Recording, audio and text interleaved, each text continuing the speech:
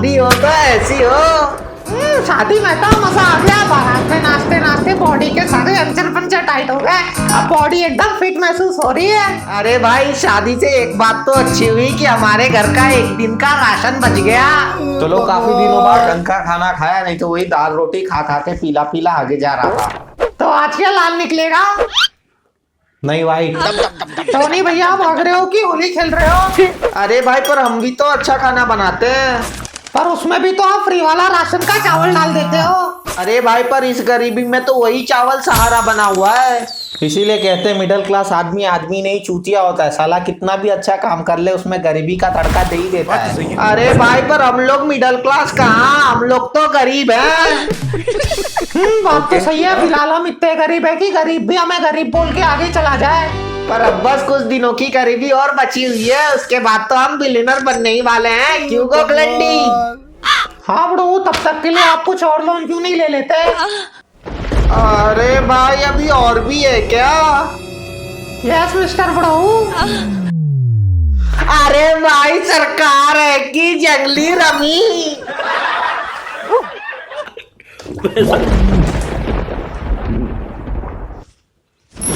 Uncle जब आपको महंगा पानी पछता नहीं तो पीते क्यों हो? अरे यार अब तो सही में डर लग रहा है, कहीं गरीबी की लत तो नहीं लग चुकी। अरे भाई हमसे थोड़ा दूर रहो, कहीं ये बीमारी हमें भी ना लग जाए। और अब तो हम मिलियनर बनने के एक कदम और नजदीक पहुंच चुके हैं। क्यों गोकलंडी? पर बुढ़ो, गरीबी कोई बीमारी कहाँ, गरीबी तो एक श्राप है। अरे भाई लगता है हमें लगे हाथ हवन भी करवाना पड़ेगा। पर कुछ भी बोलो, शादी में तो चाउमीन वाले भैया ने रंडाप मचा दिया था। वो कैसे?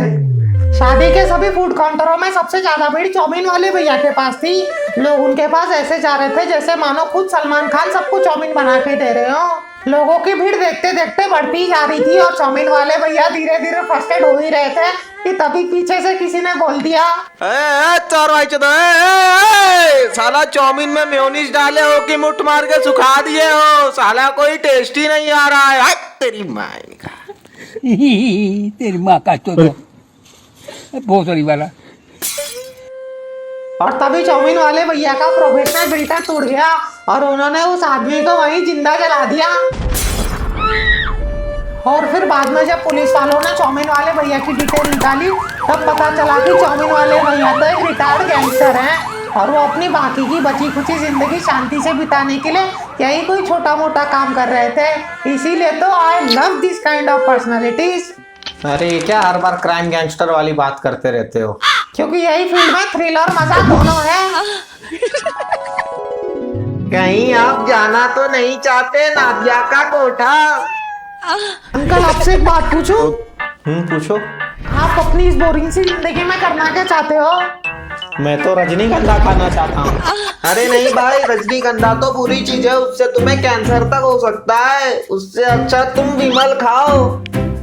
बोलो आप कहाँ थे ज्ञानी बाबा? अरे भाई तुमने हमारी जुबा केसरी क्यों फेंक दी?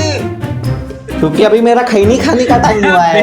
अरे भाई लगता है तुम समय के पक्के आदमी हो, पर ये खैनी क्या सेहत के लिए अच्छी होती है? यस मिस्टर बुढ़ऊ। सुधरो रे अभी तो। अरे लाओ भाई हम थोड़ा टेस्ट करके देखते हैं।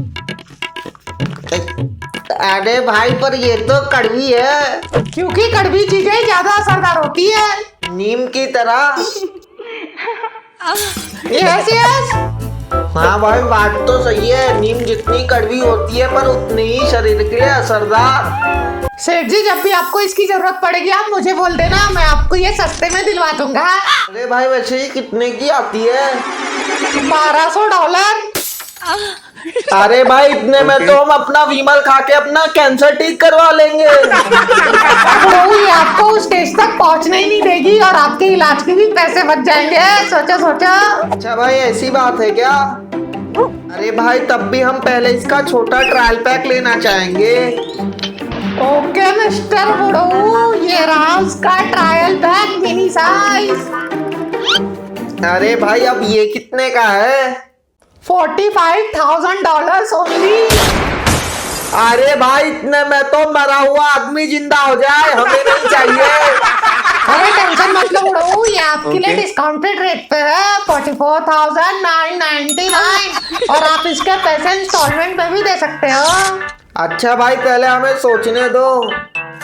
अब कड़वी चीजें शरीर के लिए अच्छी होती है और शायद ये हमें लंबा जीने में भी मदद कर दे, और ऊपर से अब तो हम बिलियनर बनने के एक कदम और नजदीक पहुंच ही चुके हैं, और ऊपर से डिस्काउंट भी मिल रहा है। अच्छा भाई एक काम करो, ये ट्रायल पैक हमें दे दो और ये लो तुम्हारे $500, बाकी के हम पे उधार रहेंगे। डील डन मिस्टर बुढ़ऊ। और अंकल आप अपने लाइफ के बारे में बता रहे थे ना, आप करना क्या चाहते हो? अब पता नहीं यार, मैंने भी उतना कुछ सोचा नहीं है, बस जिंदगी जहाँ ले जा रही है वहाँ अपनी मस्ती में जाया जा रहा हूँ।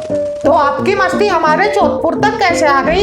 जब मेरा 12th खत्म हुआ तो मैं भी बाकी बच्चों की तरह आगे ग्रेजुएशन के लिए कॉलेज ढूंढने लगा, पर पता नहीं क्यों मेरा एडमिशन देश के किसी और कॉलेज में हुआ ही नहीं।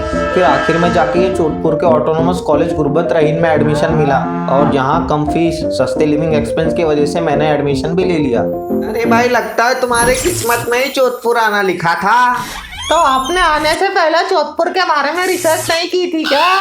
मैंने यहाँ आने से पहले बहुत रिसर्च करने की कोशिश तो की थी, मगर पूरे इंटरनेट पे जोधपुर के बारे में बस एक आर्टिकल डस्टी हिस्ट्री पे मिला, जहाँ ये लिखा गया था कि जोधपुर को ऐसे लोगों से बसाया गया है जिनके ब्रेन में डोपामाइन रिसेप्टर्स आम लोगों के मुकाबले 2 गुना ज़्यादा थे, और जो लोग कोई भी काम करने से पहले एक बार सोचते तक नहीं। और जोधपुर आने के लिए बस एक ट्रेन है जो हर 13 महीने पे एक दिन गुजरती है, वो भी रात के 2:30 बजे। क्योंकि जोधपुर के सारे डिटेल्स तो डार्क वेब पे है।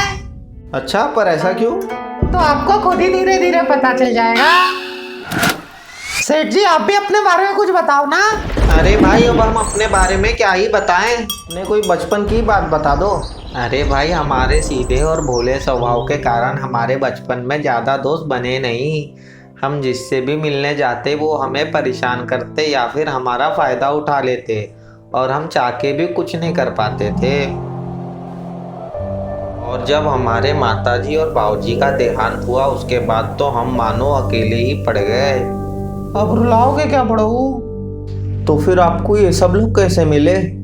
जब हम एक रात अपनी ड्यूटी से अपने घर वापस आ ही रहे थे कि तभी हमें बीच रास्ते में 3 लोग परेशान करने लग गए।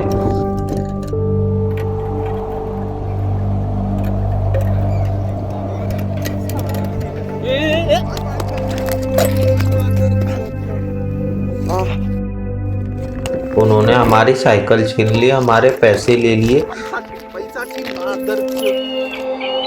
और उसके बाद जब वो हमें रॉड से मारने जा ही रहे थे कि तभी पिक्कू ने पीछे से आके हमें बचाने के लिए उन तीनों से लड़ाई कर ली।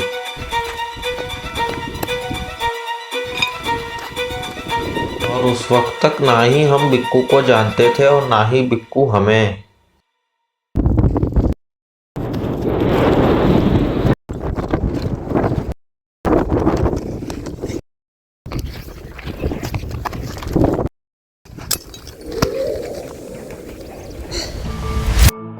उस लड़ाई के दौरान वो तीनों तो भाग गए, पर बिक्कू के भी सिर में चोटें आईं, और बिक्कू की मलहम पट्टी करने के लिए हम बिक्कू को लेके अपने साथ यहाँ आ गए।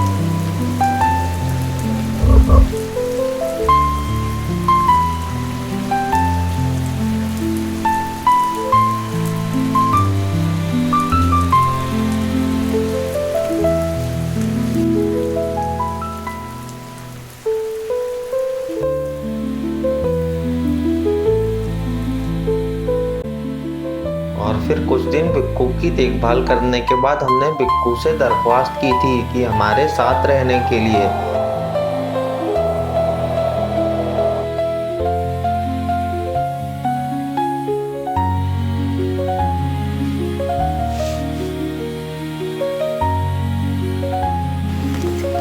और फिर उसके बाद से हम और बिक्कू एक साथ रहने लग गए।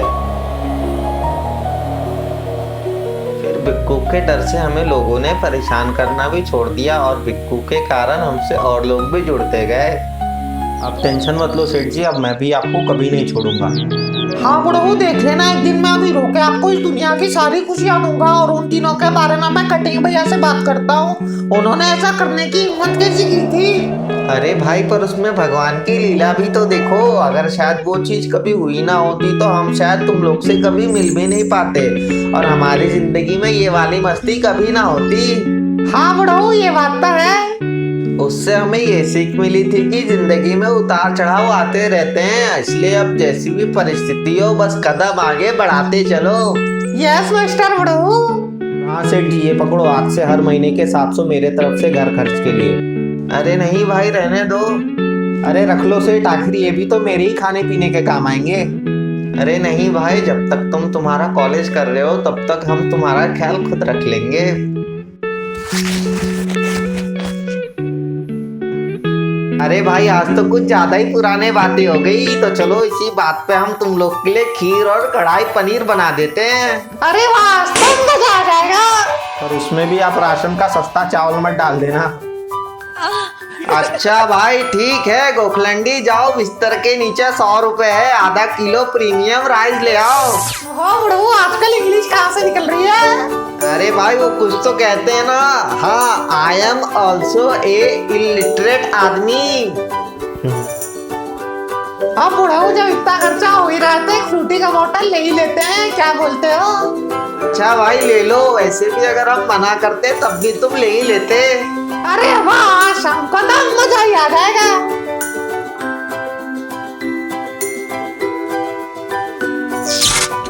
और हाँ बुढ़ऊ, ये बात तो बताना ही भूल गया, अपने पड़ोसी जॉन के नाम का राशन कार्ड बनवा लिया है। अब हम फ्री का राशन 2 बार लेंगे।